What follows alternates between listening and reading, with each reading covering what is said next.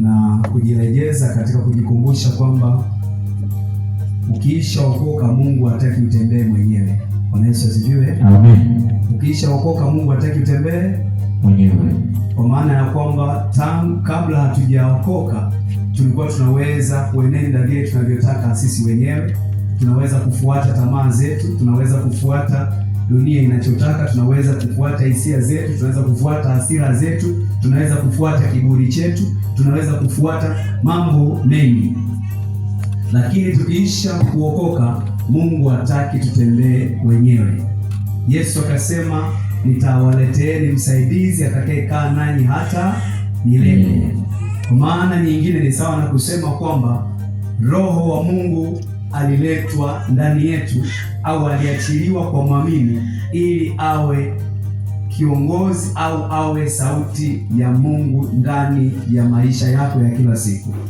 Kwa hivyo swali muhimu ambalo ninapenda kulileta kwako jioni ya leo ni je, maisha yako yanaongozwa na sauti ya Mungu? Ni mara ngapi mambo uliyoyafanya umejihakikishia pasipo mashaka kwamba ni Mungu yupo kwenye mtembeo katika jambo hilo? Ni mara ngapi umetafuta kujua ikiwa Mungu anakubaliana na wewe au anakuongoza kufanya mambo fulani? Na kwa hivyo ninachotaka tukitafakari leo ni kujikumbusha kuwa pamoja na kwamba maandiko yanatufundisha kanuni ya msingi ya kwamba Mungu amekwisha kusema na maisha yetu kwa njia ya mwana, lakini Kristo kuwapo ndani yetu ni Mungu kuhusiana na roho zetu moja kwa moja kiasi ambacho anaweza kusema ndani yetu na tukasikia. Bwana asifiwe. Haleluya. Amen. Lakini pengine mtihani mkubwa au changamoto kubwa ni kwamba waamini wengi bado hawajajizoeza. Pengine labda wanahisi ni kitu kigumu au pengine ni taabu, hawajajizoeza kujitiisha au kuitafuta sauti ya Mungu kwenye maisha yao ya kila siku. Bwana asifiwe. Amen. Haleluya. Amen. Kwa swali nilionalo jioni ya leo, je, maisha yako yanaongozwa na sauti ya Mungu? Ukitathmini vitu vingi unavyofanya kwenye maisha yako, je, vingi katika hivyo ni vimekujaje au maamuaje kuvifanya? Je, vinatokana na uhakika kwamba Mungu anakuongoza kufanya, au labda pengine ni makisio tu au ubahatishaji au ni akili za kibinadamu? Yote yanaendelea, lakini kama nilivyosema kwamba Mungu anapotuokoa au tulipookoka, Mungu hakutaka tutembee tena peke yetu. Yesu akasema, sitawaacha ninyi yatima.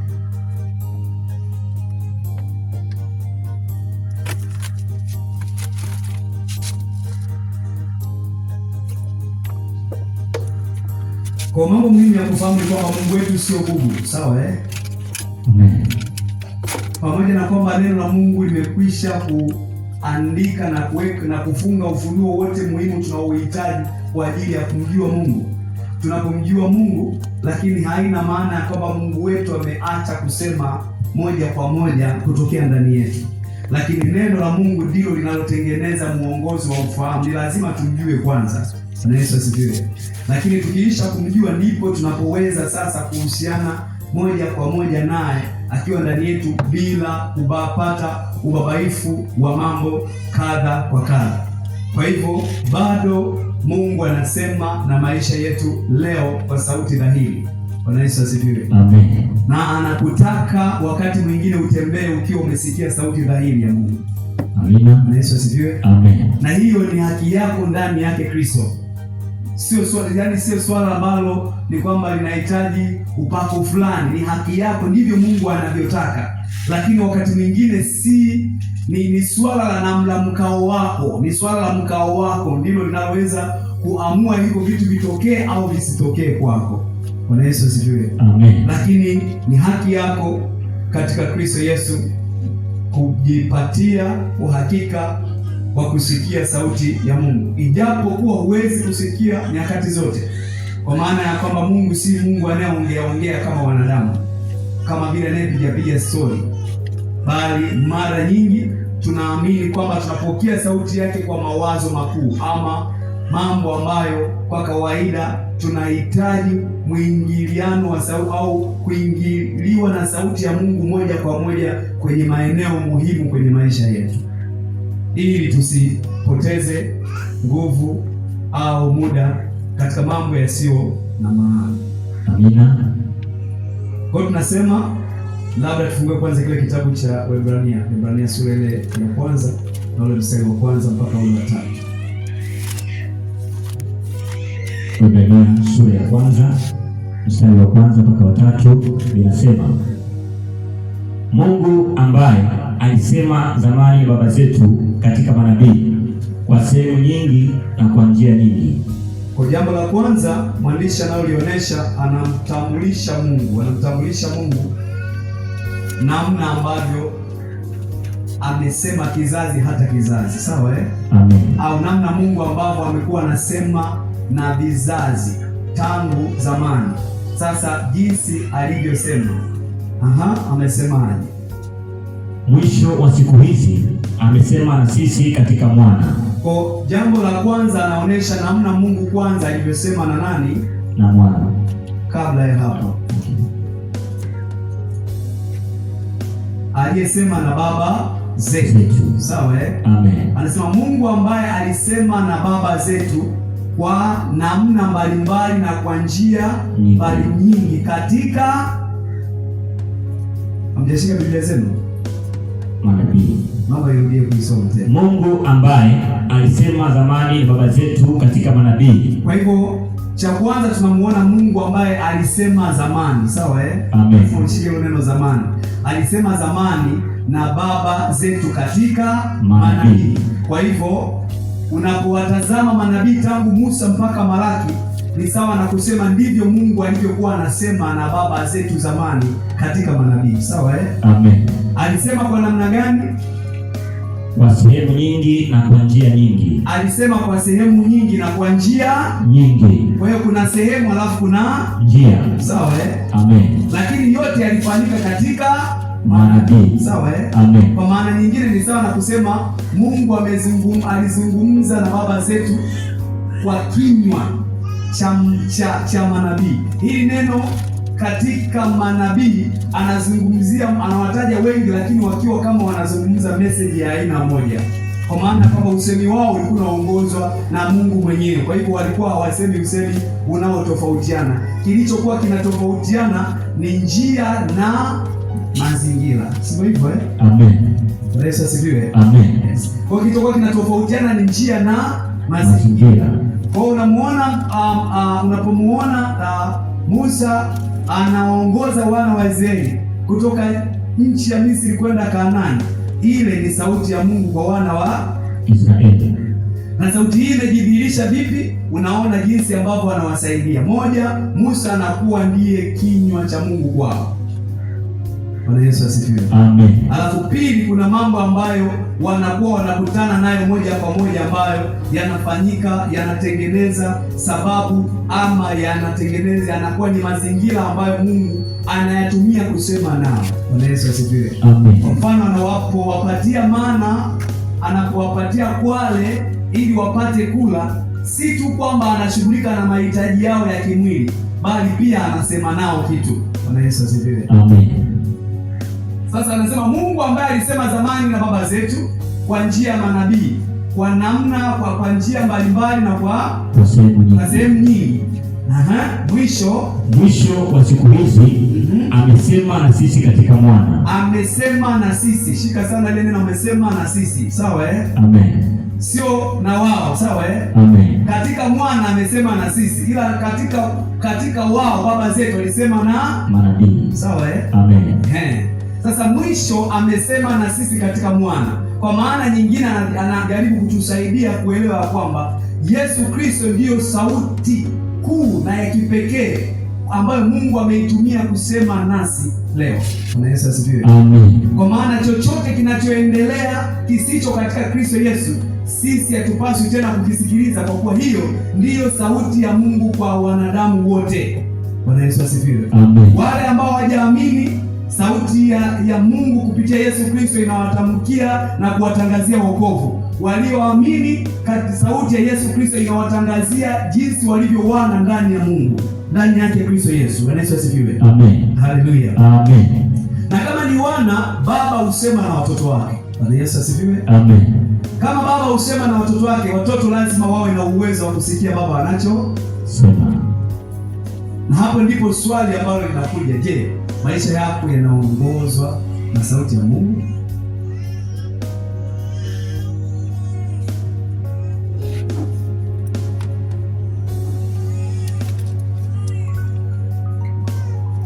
Kwa hivyo leo nataka uelewe mambo machache, kwamba mpango wa Mungu kwa maisha yako ni mkubwa kuliko mpango wako wewe mwenyewe.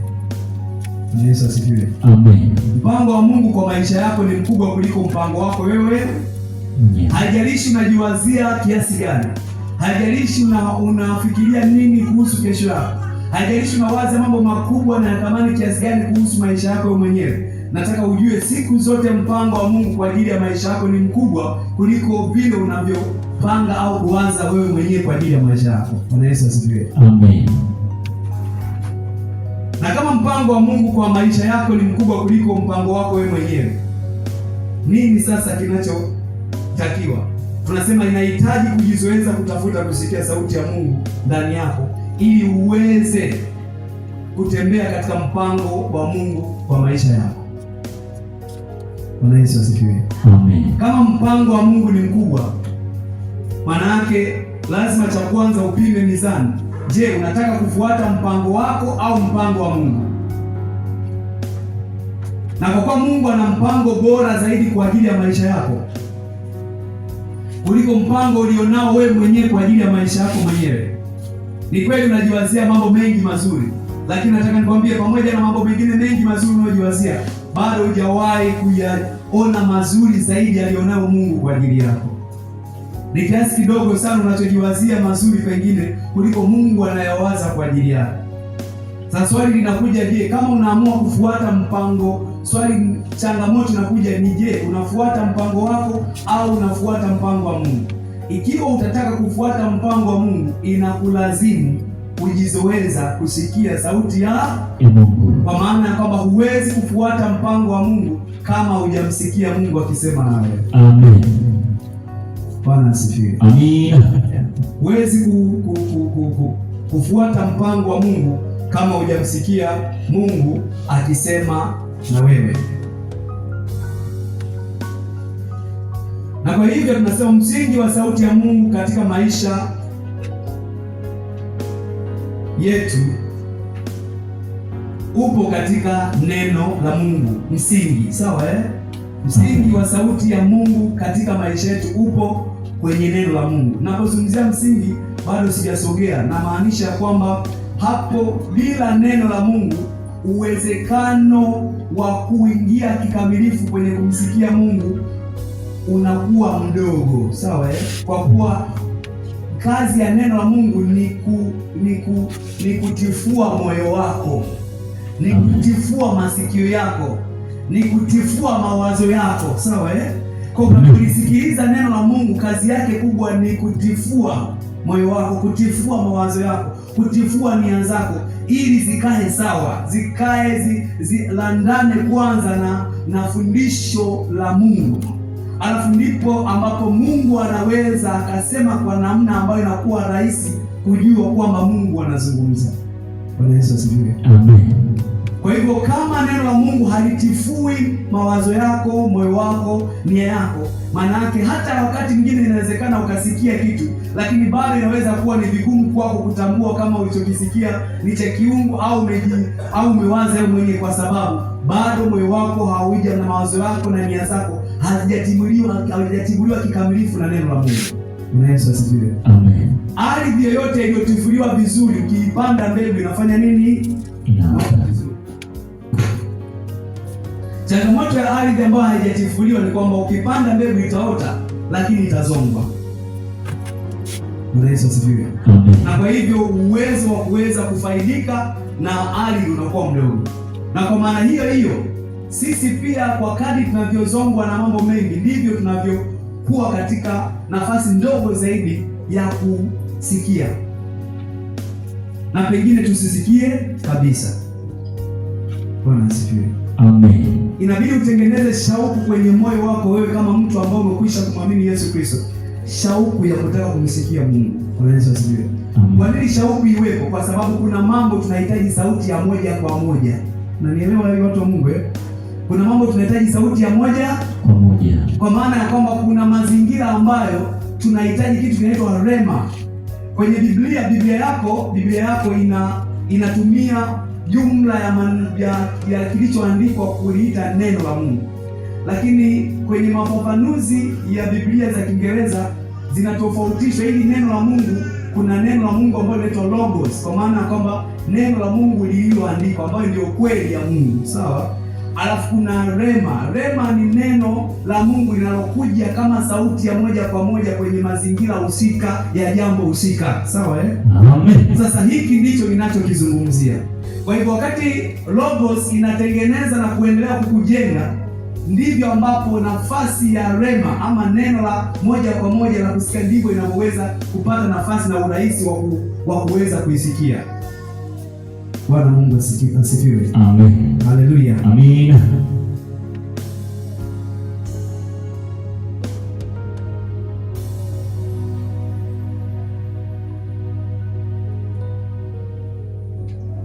Kwa hivyo tendo la Yesu Kristo kukaa ndani yetu linatengeneza sababu na uhalali wa sisi kusikia sauti yake ndani yetu, hususan kwa sababu amemmimina Roho wake Mtakatifu ndani yetu. Na kwa hivyo kila mwamini, kila aliyezaliwa mara ya pili anapaswa kujawa na Roho, kwa sababu kwa kujawa na Roho ndiko kuunganika na Mungu moja kwa moja kwenye roho yako. Bwana Yesu asifiwe. Amen. Yesu alisema mimi na Baba tu wamoja, na kwa hivyo yeyote anayemwamini Kristo anaunganika na Kristo, na ule umoja unatimizwa pale kwa uwepo wa Roho wa Mungu ndani yako, sawa Huo ndio uunganishi unaokuja kutokeza hapo katikati.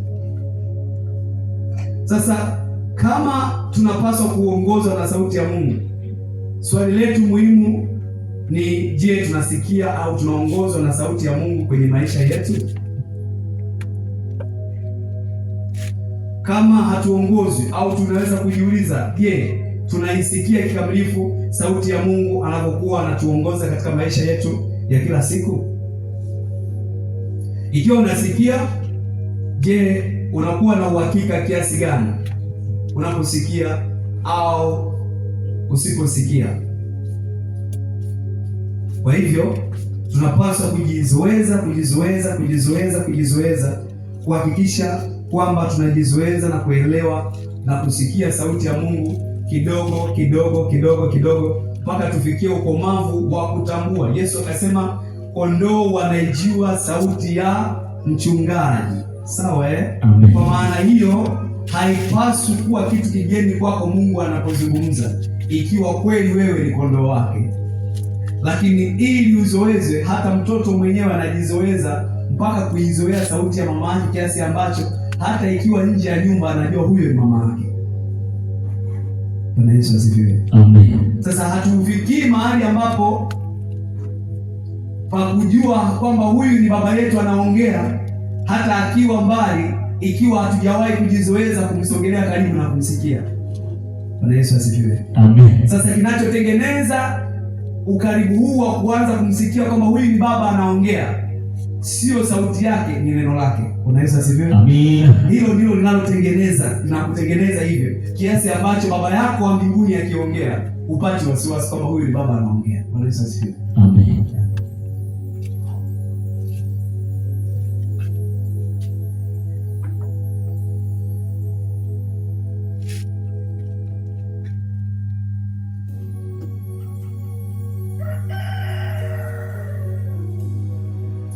Sasa inawezekana unalo jibu lako kwenye moyo wako mwenyewe kwamba je, ni kweli maisha yako yanaongozwa na sauti ya Mungu, umekuwa unatafuta kila wakati kutamani kusikia mpango wa Mungu kwa ajili ya maisha yako, umekuwa unatafuta kusikia ikiwa Mungu anakuongoza au anachokitaka ukifanye kwenye maisha yako. Inawezekana wakati mwingine hausikii kabisa na unajikuta kama vile uko tu unaishi tu unaenda, lakini unatii na kufuata yale mawazo makuu ya Ukristo. Kwa Yesu asifiwe. Amen. Yeah. Ni uko sahihi kwamba kuna nyakati hatusikii chochote, lakini bado tunapaswa kuendelea kufuata neno linachotufundisha. Sawa eh? Kwa sababu mwingilio wa sauti ya Mungu kwenye rema, ama ile sauti inayokuja dhahiri kwa ajili ya kukusaidia kufanya kitu fulani maalum, unakuja kukusaidia kwa sababu ya jambo lenyewe mahususi. Kwa mfano, hivi leo hii ukisoma Biblia, pengine unaweza usikutane na neno lililoandikwa teknolojia, sio hivyo eh? Lakini sisi tuko kwenye kizazi ambacho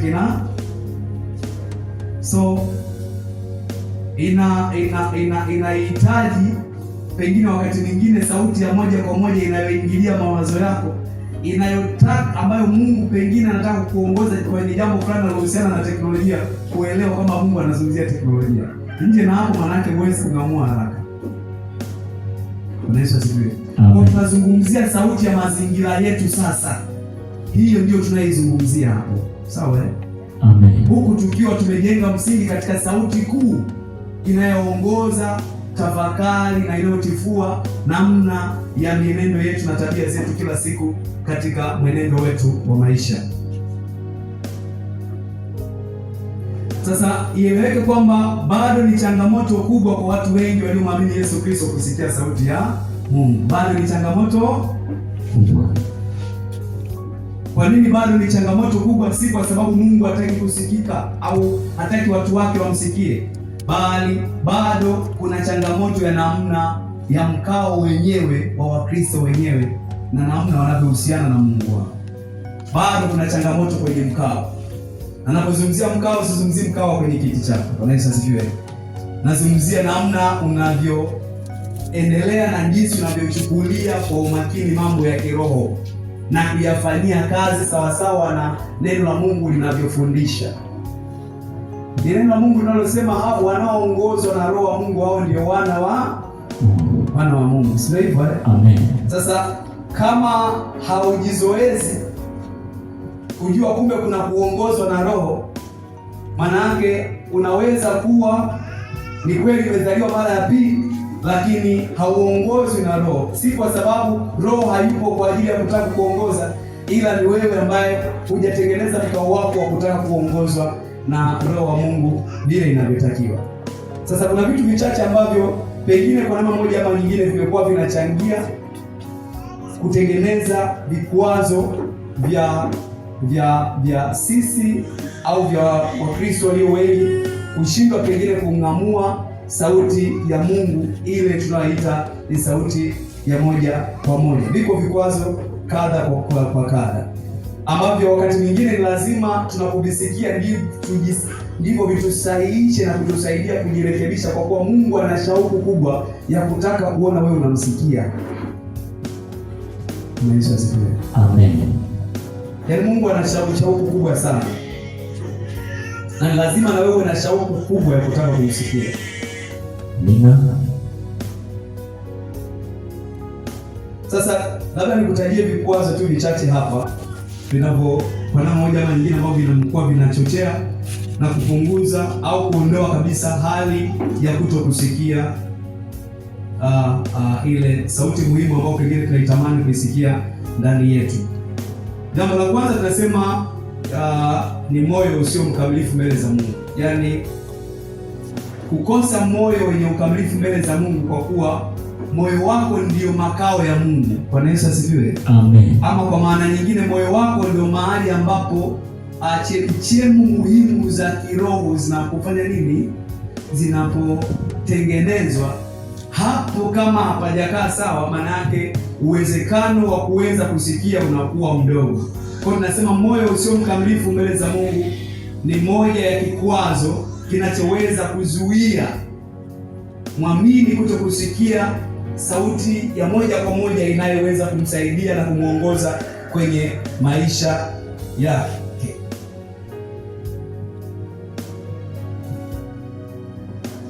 Tunapozungumzia moyo usio mkamilifu, tusome kile kitabu cha Mambo ya Nyakati wa Pili, ndio sura ya 16 mstari wa 9. Inasema kwa maana macho ya Bwana hukimbia duniani mote, ili ajionyeshe mwenye nguvu kwa ajili ya hao waliokamilika moyo kuelekea kwake. Rudia tena.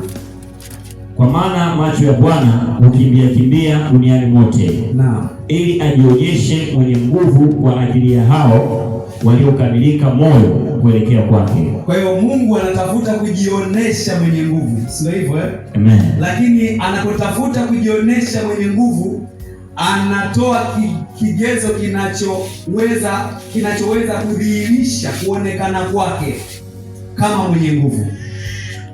Kwa hivyo anasema ajionyeshe kuwa mwenye nguvu kwa ajili ya hao waliokamilika moyo kuelekea kwake. Bwana Yesu asifiwe. Amen. Maana yake kumbe kwa Mungu shauku yake ni kujionyesha mwenye nguvu kwako. Lakini anapotafuta kujionyesha mwenye nguvu kwa watu ikiwemo na wewe, kinachoweza kukusaidia umuone Mungu mwenye nguvu adhihirike kwako ni hali ya moyo wako imemwelekea Mungu kwa kiwango gani. Sawa eh? Amen. Moyo wako umemwelekea Mungu kwa kiwango gani? Sasa ili ujue moyo wako umemwelekea Mungu kwa kiwango gani, lazima upime mambo kama matatu hivi. Tunasema lazima upime hisia na shauku yako kwenye mambo mbalimbali, lazima upime nia, lazima na upime pia makusudi.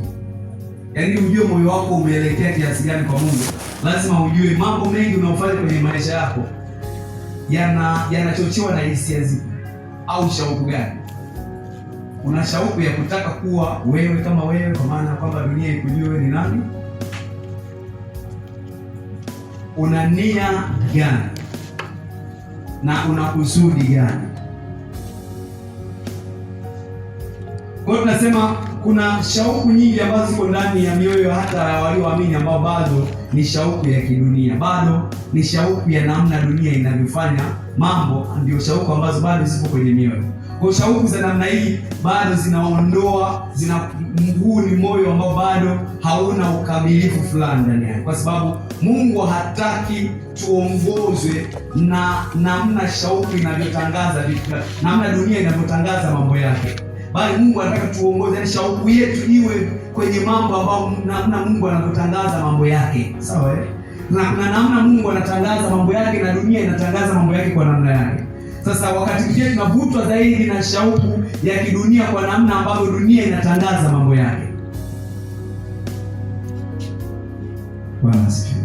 Amen. Kwa tunasema iwapo shauku yetu imewekwa juu ya vitu vya duniani kuliko juu ya vitu vya mbinguni, hii inamkosea Mungu au inatufanya kukosa ukamilifu wa kumsikia Mungu moja kwa moja. Ikiwa shauku yetu tumeiweka juu ya vitu vya duniani kuliko juu ya vitu vya mbinguni, hii inamkosea Mungu.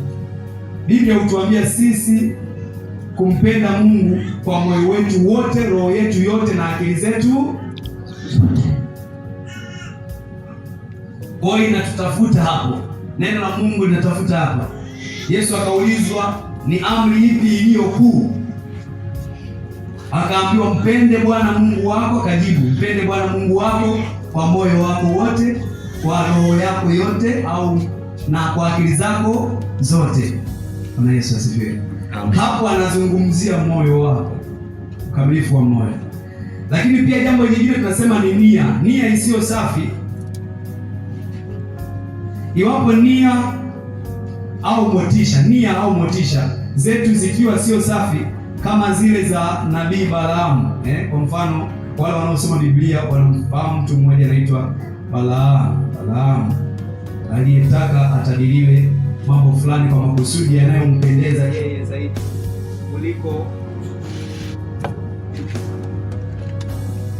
kuliko kufuata makusudi ya Mungu.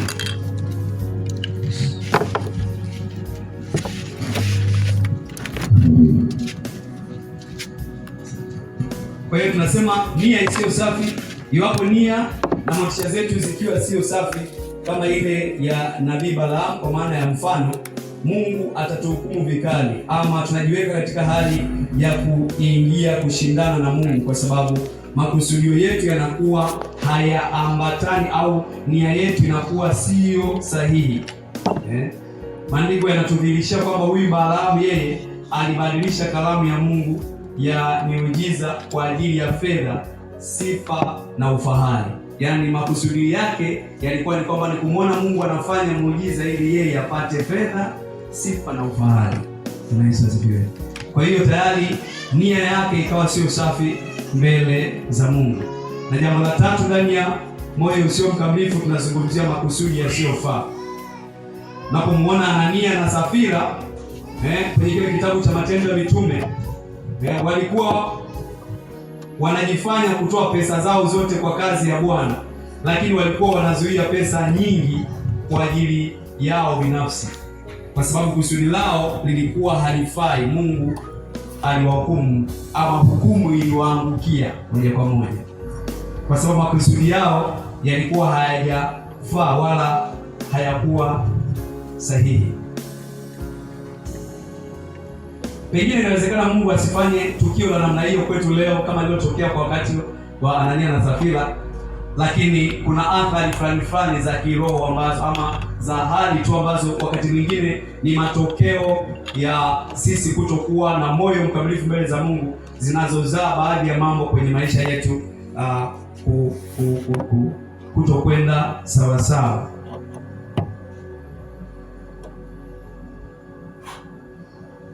Kwa hiyo tunahitaji kujilinda, au tunahitaji kulinda shauku, nia na makusudi yetu ili kuhakikisha kwamba ni safi na Mungu ufahamu mioyo yetu, ama sivyo tunaweza kuwa tunajidanganya wenyewe. Bwana Yesu asifiwe.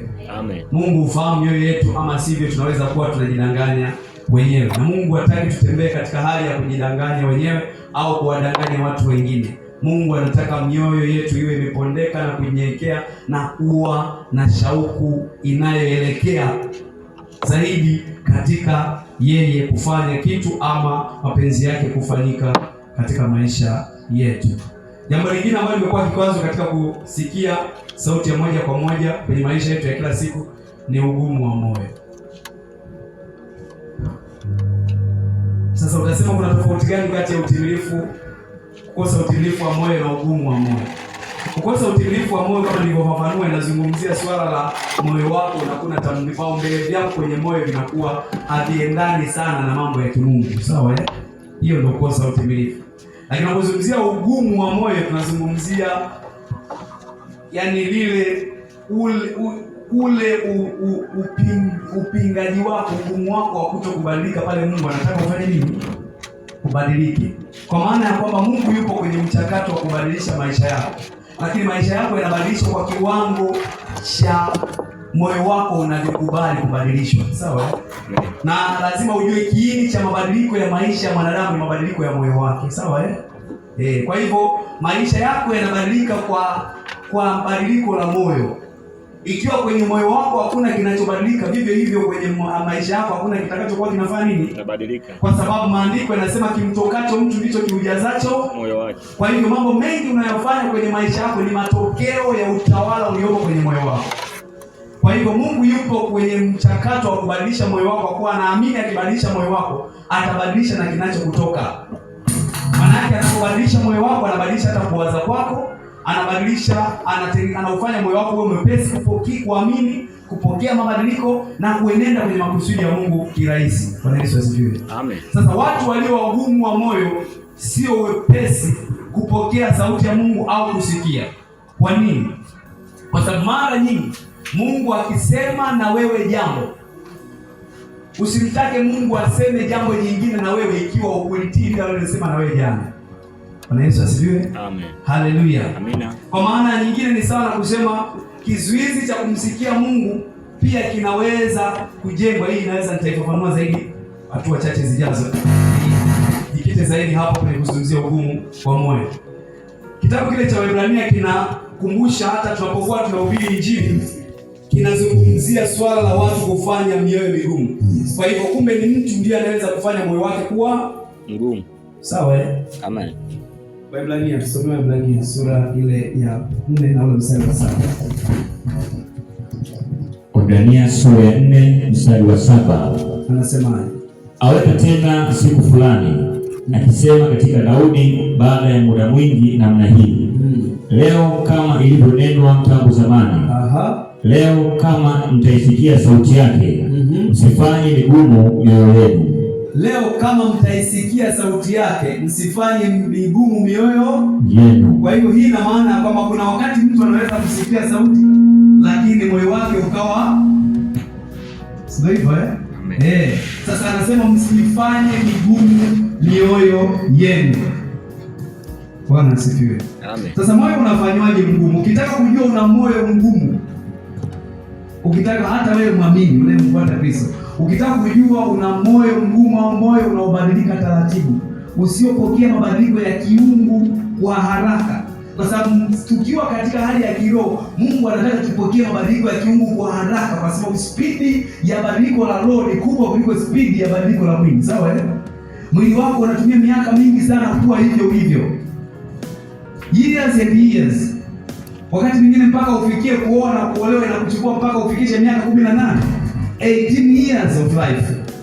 Lakini napokuja kwenye swala la sauti ya Mungu na ukuaji wa kiroho, wenyewe uko spidi zaidi ya spidi ya mwili wako unavyokuwa, sawa? Lakini unaweza kupunguza mwendo wewe mwenyewe.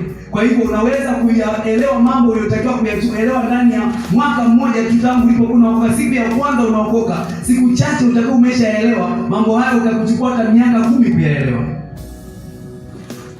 Kinachoweza kuwa kimechochea ni nini? Ugumu. You are reluctant to receive change. Yaani si mwepesi wa kupokea badiliko. Na Mungu anawaongoza kirahisi watu wanaobadilika. Unaelewa hilo Amen. Yes. Anytime Mungu anataka badiliko kwako, anadai kitu fulani ubadilike, maana yake unapoitikia unatengeneza urahisi wa kuongozwa. Bwana Yesu asifiwe. Amen. Kwa hivyo lazima ujue kwamba moyo wako, sasa nimesema ukitaka kujua au kujua ni kwa kiwango gani moyo wako ni mgumu au wakati mwingine kuna ugumu. Tunasema ya kwamba moja ya vichocheo vya ugumu wa moyo ni tatizo la kutokusamehe. Bwana Yesu asifiwe. Amen. Yeah. Moja ya vichocheo hasa kwa watu wanaoamini. Wale ambao hawajaamini tunaweza kusema shetani anatia giza mioyo yao na kiasi ambacho bado uwezo wao wa kung'amua vizuri mambo ya kimungu unakuwa mdogo. Lakini muamini, tunaamini anasikia kila siku fundisho la neno la Mungu. Anahubiriwa na Roho na Mungu anamtaka, anamdai mguso fulani.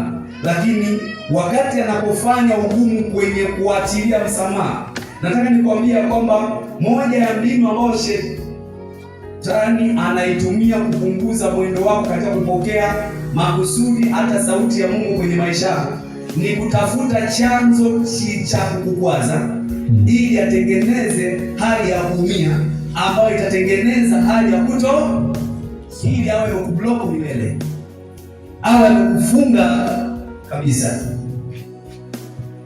Kwa hivyo wakati mwingi unapoona pia makwazo yanaibuka kwenye maisha yako, ujue una pandikizi shetani analitafuta kwenye moyo wako. Na pandikizi hili anatafuta aumize moyo wako, akiamini kuumia kwako kunaweza kutengeneza hali ya chuki ambayo wakati mwingine itakuchelewesha. Ile chuki inapoendelea kutawala, maana yake itakuwa na control hisia zako. Na siku zote kukontroliwa na hisia ya kuumizwa, maana yake vivyo hivyo huwezi tena kusikia kitu chema kinachokuja kwenye moyo wako. Kwa hiyo tayari kwa kipindi kirefu unaweza kupitwa na vitu muhimu just tu kwa kujifungia kwenye kile chumba cha maumivu ya kusamehe. Bwana Yesu asifiwe. Amen. Na ni chumba ambacho ni kibaya. Ukikaa hapa hakikisha unapigana kufungua mlango utoke. Usikae hapo. Amen. Bwana Yesu asifiwe. Amen. Wewe kama muamini ukikaa ukiona dalili inakuja hiyo, hakikisha hicho chumba ukimlango aufunge. Hakikisha unapambana kutoka hapo. Kwa sababu ni mahali pabaya. Yaani ni mahali pabaya na ni silaha mbaya zaidi kwa adui. Unaweza kuwa unatendwa vibaya na hata watu wa karibu, na shetani anawatumia kwa makusudi, kwa kuwa ni kwa sababu anatafuta chumba hiko ili tu ufinye moyo wako. Moyo wako usipokunjuka, vitu vingi havikunjuki kwenye maisha yako. Lazima unajua hivyo. Kwa maana yake muda mwingi utakuwa umenuna moyo kwa sababu ya kilichoingia. Na kwa hivyo unakosa wakati wa kujitawazia mazuri, unakosa wakati wa kujitabiria, unakosa wakati wa kujiombea, unakosa wakati wa kuota ndoto njema kwa ajili yako, kwa sababu umejifungia kwenye kile chumba. Na adui anataka, unaweza kukaa hapo hata miaka 5, umekaa tu unahangaika na mtu. Siku unazinduka usingizini, muda umeenda sana. Ulikuwa umetaka kuolewa, kuna mtu alikuumiza kwenye mahusiano. Walipokuwa wanakuja wengine ulikuwa uwaoni, kwa sababu yule aliyekuumiza alitengeneza chumba chako kajifungia pale. So hii miaka inaenda, unagundua kumbe hiki ndicho kwa kinaendelea kwa sababu ya mtu mmoja. Kwa hiyo lazima nikufundisha pia, lazima ujifunze kuwa mtu ambaye unashindana na makwazo kimaombi kabisa. Bwana Yesu asifiwe. Amen. Kwa sababu lazima ujue hii ni kazi kamilifu ya shetani inayoendelea kinyume chako. Angetamani kukosesha baraka nyingi just tu kwa kupitia hapo, kwa sababu furaha ya shetani ni kutengeneza hali ya sisi muda mwingi kuumia. Kuna hadithi moja tulikuwa tunajifunza wakati tunafanya uinjilishaji mashuleni, tulikuwa tunajifunza hadithi moja inayosema mwalimu mmoja alikuwa anapenda kufanya kazi kwa bidii. Na siku moja akiwa ofisini kwake, akiwa anaendelea na kazi yake vizuri, ameamka mapema, anaendelea kupambana na shughuli yake ya kazi, alikuwa akisikia sauti kwenye dirisha la ofisi yake. Ndege walikuwa wakilia, wakilalamika. Sasa kile sauti ya ndege wanaolia, anaona ni kama ndege wanaotoa sauti ya maumivu, ya kuumizwa na kitu. Sawa Kabidi aiwe kichwa chake, amwangalie ni nani ambaye au nini kinachoendelea. Bahati nzuri akamwona kijana mmoja ameshika banda la ndege. Unaposikia banda la ndege, kile kitu kilichotengenezwa na wavu, alafu banda ndege umewekwa ndani, alafu kinawakontrol asiweze kutoka ndani. Sawa Sasa amewashika wale, alafu ameshika na fimbo yenye ncha kali. Kwa hiyo akawa anawachoma wale ndege, akiwachoma wanajisi, wanapokuanalia, wanalalamika kwa maumivu, yeye anafurahi. Sawa Sasa mwalimu alipomuona yule kijana akasema, kijana vipi, mbona unawaonea hao ndege? Inakuwaje? Kwani usiwaache, msione huruma? Akasema, ninajisikia furaha ninapoona wanaumia na kunapolia na kulalamika. Hiyo ndio furaha yangu. Bwana Yesu asifiwe. Sasa lazima ujue kwamba shetani, hiyo ni kudemonstrate namna shetani anatamani wakuweke kwenye chumba ambacho atajisikia fahari kuona kila siku unafanya nini? Unaumia. Malalamiko yako kwa Mungu hayaleti baraka. Malalamiko yako kwa shetani yanaleta furaha, kwa sababu kwake ndio hatima ya mwisho aliyokuwa anaitafuta kwako. Ulie, ulalamike, uhuzunike, ujione si mtu wa kushindwa, ujione kama ufai. Yaani hivyo vyote vinatengenezwa na kitu fulani. Tukio tu moja linaweza likatengeneza ukabadilisha kabisa hata jinsi unavyojithamini, hata kuvaa ukaanza kuvaa vibaya. Umeshakutana na watu ambao wamepigwa tu na jambo moja tu, yeye mwenyewe ameacha hata kunyosha nguo, yaani amemaliza, hata yeye mwenyewe amejisahau kabisa. Maisha yametengeneza sababu ambayo imembomoa kabisa kiasi ambacho hata yeye mwenyewe amejisahau, hajijali tena. Uchungu wa moyo, haoni tena uthamani wake, haoni tena kama kuna kitu kingine cha thamani kinachoweza kuja. Habari njema ni kwamba Yesu Kristo bado anayo habari njema kwa ajili ya maisha yako wakati wote. Amen. Hata pale ambapo yamkini unaona umepita vitu vinavyoumiza, bado Kristo angetamani kuchukua hayo maumivu akupe furaha. Achukue ile maumivu akupe amani. Inategemea unampa nafasi kiasi gani. Sasa hapo ugumu wako wa moyo ndio unaweza kukuchelewesha hapo muda mrefu. Bwana Yesu asifiwe. Amen. Haleluya.